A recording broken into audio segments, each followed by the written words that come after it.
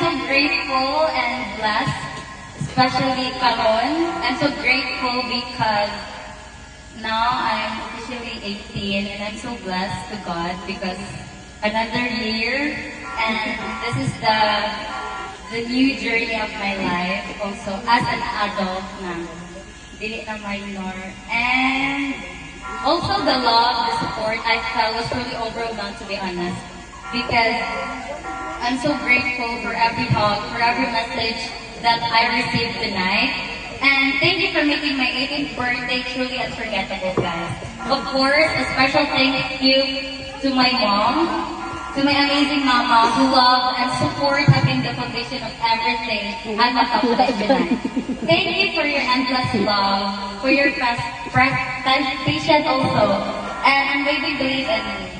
And for making the night so incredible special, dili ko magkaing ani karon kung dili tungod sa iya, dili tungod sa akong family. Mom,